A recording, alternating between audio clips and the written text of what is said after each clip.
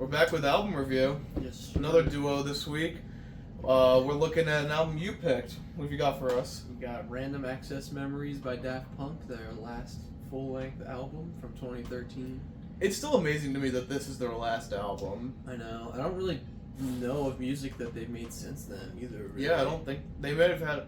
Oh, they were on The Weeknd Starboy. They were on the Right. opening track and the closing track of that album. Both fantastic songs, by the way. I think so. Yeah, I don't have a lot of context for Daft Punk. I know that very influential in like the electronic scene and like the synth scene and the French house music. That's what it is. They released a drumless edition of this album. Oh, okay. Last year, so it's That the sounds same interesting. album, just minus the drums. That sounds interesting. Yeah, I listened to a little of it, but yeah, I don't have much background for this album. I don't know when I listened to it for the first time, but it is the only Daft Punk album I've listened to fully, Me too. and I've gone back to it a lot of times. So I was excited to recommend this one for the review. Yeah, I know people like Discovery better and like some of the earlier ones, but Yeah. I've heard this is a very good one to do.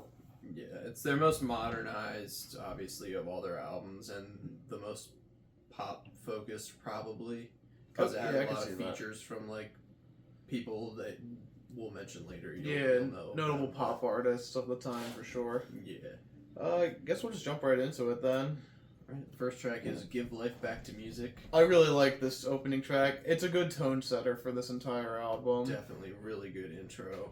It sets the tone for like the funky, like bright guitar that is throughout most of the songs on the album, and it's all a lot of this album. It's just synth with guitar over it. And Yeah. it works so well. Yeah, they do a fantastic job with the instrumentals throughout the entire album. I'll just get that right off the bat. Yeah, and a lot of the songs feature like their classic like robot voice filter, Mm-hmm. and it fits really well on a lot of them. Mm-hmm. But yeah, I guess that's really all for the intro. It's a good start. Yeah, very good start, I'd say. And the next song is "The Game of Love."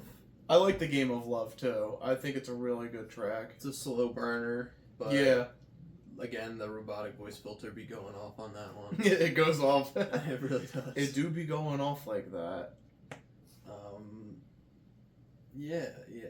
I guess that, I don't know, there's not too much to say about that track. Yeah, there's not too much to say about some of these tracks other than, like, they sound really nice and it's nice to listen to them. Yeah. And the next song is interesting. It's Oh, yeah. This Giorgio by Marauder, which... This is a really interesting one. It's like an interview of some artist from, like, the 60s and 70s who is, like, in the modern day now, and he's just talking about his experiences and of, like, growing up in Germany. And it's a really cool track. It's got great instrumentals, and it's cool to hear his story through it, too. Yeah, I did a little bit of research on him. His name is Giovanni Giorgio Marauder. I guess he goes by Giorgio most of the time. Yeah, he mentions that in the track itself. Yeah, but he's considered like the father of disco music. So in the like interview, he's talking about like how he wanted to make music that used the sounds of the 60s, the 70s, and the 80s. Mix it all together. And he was like, but I want to mix a futuristic sound with it. So what should I do that with? Oh yeah, a synthesizer. So, synthesizers were the new wave at the time. yeah, so it's pretty much just talking about the rise of the synthesizer, and Daft Punk's like giving a nod to him because without him, there may never have been them. Yeah, So- that would have never existed, or at least in the way it did, without his music and his influence. So Yeah. it was really cool to listen to that. And also, I think like almost every song on this album, the drumming is done by a guy named Omar Hakim, who's worked with like a crazy list of artists. Like he's done stuff with David Bowie, and Okay. Foo Fighters, and Journey, and Sting. Oh like, shit, he's got a resume then. Yeah, so the drums is really good on this album too. Yeah. It's also the longest track at about 9 minutes. So, Yeah. but I think it works for its length, just because it's really pleasant to listen to, and you want to hear more of the story as it develops. It's only in two parts of the song at the beginning and like halfway through, but Yeah. it's really good. The next song is Within. I like Within a lot. I really like That's this one of my song. personal favorites off the album. It's like an introspective song, and it has like a really spacey, like an isolated, like I'm floating out in space all alone feel to it. Yeah. And it's talking about like just not knowing who you are or who you want to be, like trying to find yourself, that kind of thing. Mhm. It's a good, very good track. I like that one. Mm-hmm. The next track is Instant Crush, which features the lead singer of The Strokes, Julian Casablancas, on the lead vocals.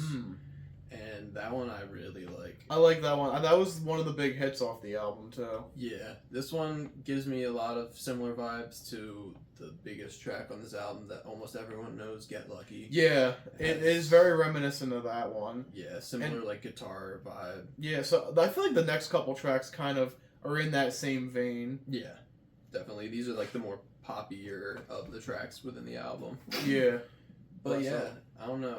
I like the synth guitar combo on this one. Yeah. When I first listened to this, I listened to this album twice. The first time I listened to this one, I thought it was decent. But listening to it again, I really like it. So. And I love when Julian Casablancas does his like really high falsetto voice too, and he does that like towards the end of this song, and it sounds so good. I really like that one. Yeah, that's very much a good one.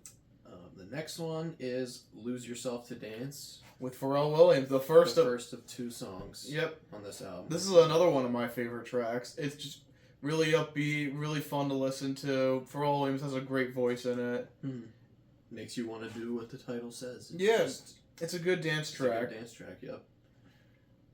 And Pharrell Williams, like, he's never had, like, the world's greatest voice or anything. He just has a good voice for pop. Like, yeah, he's a good pop artist. It fits really well, and I think that he was like a good obscure choice for like the big songs on this album. Yeah, it worked. It definitely worked. Which he definitely has like extremely popular songs. Like Happy would come out like just a couple of years after this album. Yeah, which would take the world by storm, for better or for worse, if you like that song or not. But yeah, still like. He was definitely building up his resume before that massive release, especially with this album. Next song is Touch, featuring Paul Williams. I like this one, too. The beginning of it's a little strange, but, like, when it builds up and then the guitars kick in and the synth, it's just like, oh, man. It's just more classic of this album. Like, more Daft Punk doing their thing. There's a lot of different segments to this song, because this one's pretty long. This one's like 8 minutes, I think. Yeah, it's another long one. And I didn't know anything about Paul Williams, so I looked him up, and apparently he's the one who's credited with writing Rainbow Connection from the Muppets, like that song. Oh, I think I did know that now that I'm thinking about it. And he also wrote the #1 like chart-topping song called Evergreen from the original A Star Is Born movie with Barbra Streisand. Oh, that's dope. So he's got some big things in his repertoire that he's done in the past. Okay. But he was another interesting feature because he has a not very like orthodox voice that you would expect from an album like this. But yeah, cool. And it had kind of that portion in the middle that gave me like Muppets music vibes. Yeah, like, now that I know that, like it definitely does feel like you could feel some of that Jim Henson Muppets dancing all around the stage, right? Yeah, this is something that'd be like at the end of the Muppet movie when they're all like on stage. If anyone's seen that classic, not the new one, I mean the old one. Yeah. So I think this song, it was long, but it like kind of filled out the space. Like they have a lot of long songs on this album, but none of them, but like most of them to me, I don't feel like they're longer than they need to be. Like they made it work somehow. Like we've talked about this before in multiple episodes of this show, where there's just songs that are way too long and don't need to be that. This is one of those times I feel like they get away with it. Yeah, because this album, it's an hour and 14 minutes, but it's a bit of a long album. Tracks. Yeah, it's pretty long for only having 13 songs. Yeah.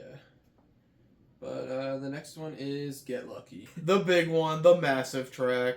And it's like, I think it's about like twice as long as the radio version that like most people probably know. Yeah, the radio cut has like over 1 billion streams. This one only has like 500 million or so. Yeah, but another great fantastic track. Super catchy. Yep, everyone's heard this one, and most people like it. It was one of my favorite tracks the year it came out. Definitely, yeah.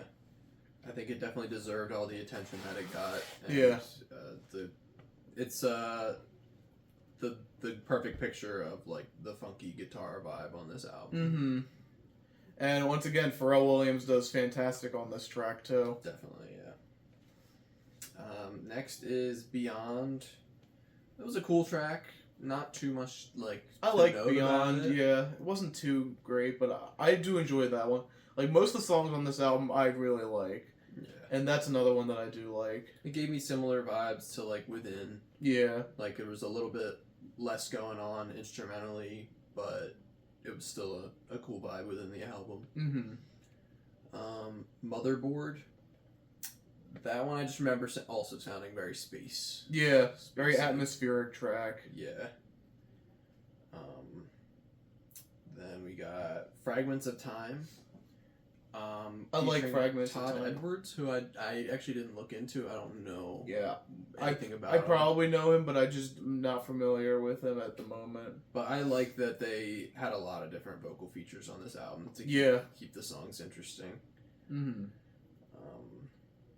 Yeah, I don't know. Not too much to say about that one. Yeah, either, though. I think he delivers well on that track, though. I think Definitely good vocals for Mhm. this. Doing It Right.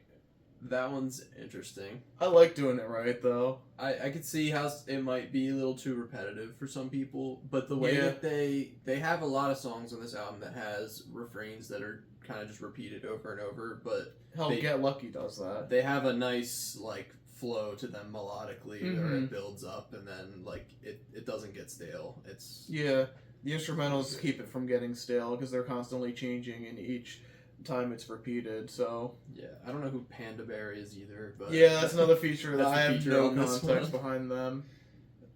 And then the final track is Contact. It's which probably, is probably my least interesting. favorite track, personally. Yeah, I'd agree probably. I mean, it has some part at the beginning where it's like some astronaut guy talking about something. Like he's talking about, I see a particle like flashing in the distance. It seems like it's rotating in a rhythmic fashion. Like I don't Yeah. know what he's talking about. They're probably just trying to give like that space vibe again. It's a very like Atmospheric. space-ish track to like Yeah. it makes you feel like you're in outer space, like just like feeling the chaos going on in it. Yeah, it's like a mostly instrumental outro. Like, there's not actually any singing vocals on it at all. It's just Yeah. that talking at the beginning. But yeah, I mean, cool finish. It fits with the rest of the album. So Oh, yeah. definitely. It fits with everything else. I just don't care for it. Not as that much much as everything substance compared to the rest of the albums for the tracks on the album. else. I agree. But yeah, We'll lead off with final thoughts. I love this album. I have gone back and listened to it 1,000 times, and I don't really skip any of the tracks when I'm listening to it because it does all like flow together, and it makes me realize that I should have definitely listened to more Daft Punk by now, like their older stuff, Yeah. which is probably very different from this album, but they're definitely talented, like no doubt. Yeah, as my first time going around with a Daft Punk album, it was amazing. Like, I know there's probably better stuff, but this was a fantastic listen. Like, most of the tracks are fantastic. They all sound good. You just really get lost in this album. Yeah, it flows together really well. So even though it's like an hour and 14 minutes long, like, it all flows together really nicely, and you can actually just vibe along with it. Like, and the last couple tracks are probably the weakest ones for me. Yeah. Especially that last one's just kind of eh. But I do like most of the songs on this album. They all sound fantastic. Yeah. And again, it's going to make me listen to more of them. They're an artist that's been on my list for a while. I haven't gotten to them quite yet. But when I do, I know that it's going to be incredible. Because I know they're like a legendary group. I've heard a ton about them, and they're definitely pioneers in that lane of music, like Mhm. electronic music, dance music. But yeah, I love this album. I'm gonna, I guess, give it a rating. Yeah, what you got for it? I'm probably gonna give it. I'm stuck between 8.5 or 9, but I'll go 9. Probably like just because you said after Get Lucky, the last like 4 or 5 tracks are definitely the weaker of the tracks on the album. Like the first rest of the album was on a run, like Mhm. going off. A legendary run for an album. But as a whole, it's a great project that I can find myself listening to and not getting tired of. Like, I love this album. Mm-hmm. I'm going to give it an 8.5, though. Like, a very great album. Fantastic. Just, again, those few tracks towards the end are just kind of weaker compared to the rest of them, but Mhm. they do a fantastic job on this album, and I'm sure Discovery will be even better when I listen to that one Yeah, eventually. definitely need to get to that. So, I'm just gonna say right off the bat, we're doing an artist I've been wanting to do forever. We're doing Pink Floyd. Hey. We're getting that out of the way right now. But I want you to guess which album. I'll give you 2 guesses. Is it, what's the name of the album? The one with the blurry Tarzan on the front? No, but that's a good guess. That's Obscured by Clouds. Obscured by Clouds, that's right. Alright, you get one more. Dark in the Moon? Not Dark Side of the Moon. No. Is it Division Bell? It is Division Bell. Holy shit, I didn't think anyone would actually guess it. I've never listened to it. But It is their good time. technically their last album, but it's not their last album, but it's their last like full studio like sessions album because there is the Endless River, but that's just made up of scraps from the Division Bell. Oh, okay. So this is I'll talk more about it when we get to the episode, but yeah, tune in next week where we look at the Division Bell.